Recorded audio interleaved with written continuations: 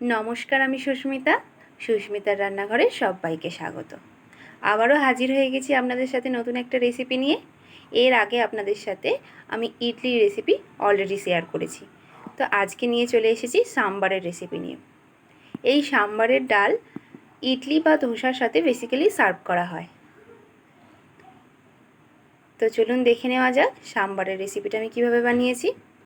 সাম্বার বানানোর জন্য এখানে আমি 200 গ্রাম অরহর ডাল ধুয়ে অলরেডি 2.5 ঘন্টা মতন ভিজিয়ে রেখেছিলাম। এরপরে জল সমেতই ডালটা আমি প্রেসারের মধ্যে দিয়ে দিচ্ছি, যেহেতু আমি অলরেডি আগে থেকে ধুয়ে ভিজিয়ে রেখেছিলাম। তো প্রেসারে দিয়ে আমি প্রায় 2টো সিটি মেরে নিয়েছি। দেখুন 2টো সিটি দেওয়ার পরে ডালটা এরকম হয়ে গেছে। তো ডালটাকে সাইড করে রাখলাম। এবার গ্যাসের মধ্যে একটা কড়াই বসিয়ে তার মধ্যে আমি মাস্টার্ড অয়েল কিছুটা দিয়ে দিলাম। এখানে আমি 2 টেবিল স্পুন মাস্টার্ড অয়েল দিয়েছি। তেলটা গরম হয়ে গেলে এর মধ্যে আমি কিছুটা সাদা সর্ষে দিয়ে দিচ্ছি এবং 3টে শুকনো লঙ্কা ফোড়নের জন্য দিয়ে দিলাম, আর 10 থেকে 12টা কারি পাতা দিয়ে দিলাম। এরপরে এর মধ্যে দিয়ে দেব 10-12টা মেথি দানা এবং 1 চিমটে হিং। হিংটা দেওয়ার জন্য এর ফ্লেভারটা একদম অথেন্টিক আসবে। চেষ্টা করবেন হিংটা দেওয়ার জন্য। এরপরে একটু খুন্তি দিয়ে একটু নেড়ে দিলাম। এরপরে দিয়ে দেব 2টো মিডিয়াম সাইজের পেঁয়াজ কুচি। পেঁয়াজ কুচিটাকে দেওয়ার পরে একটু হালকা হাতে নাড়াচাড়া করে দিলাম। দেখুন পেঁয়াজটাকে কিন্তু একদম এখানে কুক করব না, হালকা হাতে নাড়াচাড়া করে দেওয়ার পরে যখন দেখবেন কালারটা ঠিক এই রকম হালকা একটা ব্রাউন কালার চলে এসেছে, তখন এর মধ্যে একটা বড় সাইজের টমেটো কুচি দিয়ে দেব।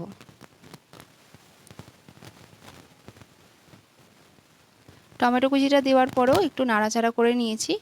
এরপরে ঢাকা চাপা দিয়ে এটা পেঁয়াজটা এবং টমেটোটা কুক করার জন্য রেখে দেব।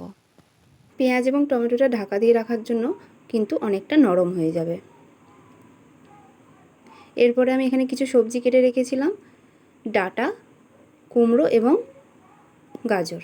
আপনারা আপনাদের পছন্দ মতো যে কোনো ভেজিটেবলস এখানে ইউজ করতে পারবেন। তো সবজিগুলো দেওয়ার পরেও আমি আবারও মশলার সাথে ভালোভাবে নাড়াচাড়া করে নিচ্ছি। এইভাবে কিছুক্ষণ মশলার সাথে ভেজে নেব। তারপরে এখানে হাফ চামচ নুন দিয়ে দিচ্ছি। নুনটা দেওয়ার পরেও হালকা নাড়াচাড়া করে নেব। নুনটা দিয়ে কিছুক্ষণ ঢাকা দিয়ে রাখলে সবজিটা কিন্তু প্রায় 40% কুক হয়ে যাবে। তো এইভাবে নাড়াচাড়া করে নিয়ে আমি তার জন্য ঢাকা দিয়ে রেখে দেব প্রায় 2 থেকে 3 মিনিট। 2 থেকে 3 মিনিট পর দেখুন সবজিটা থেকে কিন্তু অনেকটা পরিমাণ জল ছেড়ে দিয়েছে। নুনটা দেওয়ার কারণেই জলটাও ছেড়ে দিয়েছে, আর এখানে কিছুটা সবজিটাও কুক হয়ে গেছে। তো এর মধ্যে কিছু মশলা অ্যাড করব। এখানে দিয়ে দিলাম 1 চামচ ভর্তি করে কাশ্মীরি লঙ্কা দিয়ে দিলাম। কাশ্মীরি লঙ্কাটা দেওয়ার কারণে সাম্বার একটা অথেন্টিক যে কালার থাকে সেই কালারটা ব্যালেন্স করবে। তারপরে দিয়ে দিচ্ছি রেডিমেড সাম্বার মশলা। সাম্বার মশলাটা এখানে দেওয়ার পরে মশলার সাথে মিশিয়ে নেব। প্রায় 1 থেকে 1.5 মিনিট এইভাবে নাড়াচাড়া করে নিচ্ছি।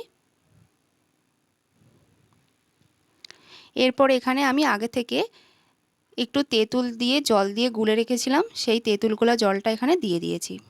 দিয়ে তেঁতুলগুলা জলটাকেও এখানে হালকা করে নাড়াচাড়া করে নিচ্ছি।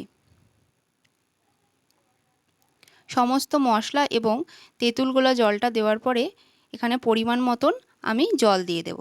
পরিমাণ মতো জলটা দিয়ে সেদ্ধ করলে কি হয়, তেঁতুলের যে গন্ধটা ওটাও কেটে যায় এবং সবজিগুলোও বেশ ভালো সিদ্ধ হয়ে যাবে।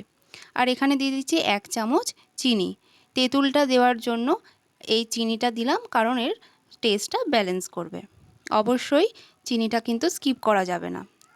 এরপরে আমি ঢাকনা চাপা দিয়ে প্রায় 15 থেকে 20 মিনিট রেখে দিয়েছিলাম। দেখুন তারপরে এখানে সবজিগুলো কিন্তু একদম সিদ্ধ হয়ে গেছে। আর সবজিগুলো কিন্তু ওভারকুক একদমই করবেন না। সাম্বারে সবজিগুলো কিন্তু এই রকম অক্ষতই থাকে। তো এটা মাথায় রাখবেন যেন সবজিগুলো একদম গলে না যায়। এরপরে আমি আগে থেকে একটা পেঁয়াজকে এইভাবে কেটে রেখেছি, সেটা এইখানে ব্যবহার করতে হবে। এই সময় দিয়ে দিলে কি হয়, ডালটা এবং পেঁয়াজগুলো একসাথে কুক হয়ে যাবে আর এর খুব একটা সুন্দর ফ্লেভার আসবে এর মধ্যে। পেঁয়াজটাকে দিয়েও প্রায় 1 মিনিট মতো এখানে রান্না করে নিতে হবে। আমার চ্যানেলে যদি নতুন বন্ধু হয়ে থাকেন, চ্যানেলটা সাবস্ক্রাইব করে রাখার অনুরোধ রইল এবং পাশে থাকা বেল আইকনটা প্রেস করে দেবেন ভিডিওর আপডেট সবার আগে পাওয়ার জন্য। এই রেসিপিটা যদি এরকমভাবে আপনারা ফলো করেন, একদম দোকানের মতন টেস্ট অবশ্যই আপনারা বাড়িতে পেয়ে যাবেন। তো এই সময় আমি দেখে নিচ্ছি সাম্বারের মধ্যে নুন মিষ্টি আর কিছু লাগবে কিনা। পেঁয়াজটাও এখানে প্রায় একটু কুক হয়ে গেছে। তো এরপরে যে সিদ্ধ করে রাখা অড়হর ডালটা রেখেছিলাম, অড়হর ডালটা এখানে মিশিয়ে দেব।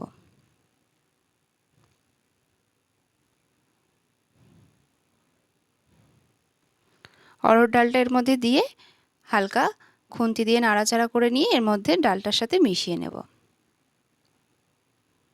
দেখতেই পাচ্ছেন কত সুন্দর একটা কালার এসে গেছে। এই কালারটাই কিন্তু সাম্বারের মধ্যে বজায় থাকবে।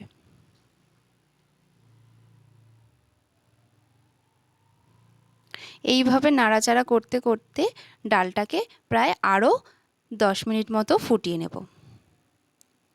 সাম্বার খুব একটা পাতলাও ভালো লাগে না এবং গাঢ়ও ভালো লাগে না, কিন্তু আপনারা আপনাদের মতো এটা থিকনেসটা করে নিতে পারেন। আপনারা যদি পাতলা চান তাহলে আর একটু জল মিশিয়ে দিতে পারেন, আর আপনারা যদি ভাবেন যে না এটা ঠিক রাখবো তো এই রকম ঠিক রাখতে পারেন।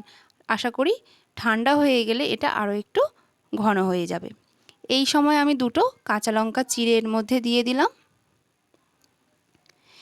ডালটা আমার পুরো কমপ্লিট হয়ে গেছে। এবার আমি গ্যাসটা অফ করে এটা ঢাকা দিয়ে রেখে দেব।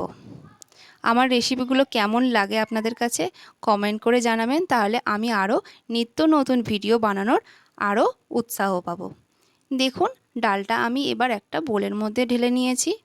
ডালটা কত সুন্দর একদম দোকানের মতো হয়েছে দেখতে পাচ্ছেন। বাড়িতে আপনারা এইভাবে ট্রাই করবেন, আশা করি আপনাদেরও খুব ভালো লাগবে। রেসিপিটা কেমন লাগলো অবশ্যই জানাবেন এবং ভালো লাগলে একটা লাইক শেয়ার করে দেবেন। আবার দেখা হবে নেক্সট একটা ভিডিওতে। ততক্ষণের জন্য সবাই ভালো থাকবেন, সুস্থ থাকবেন। ধন্যবাদ।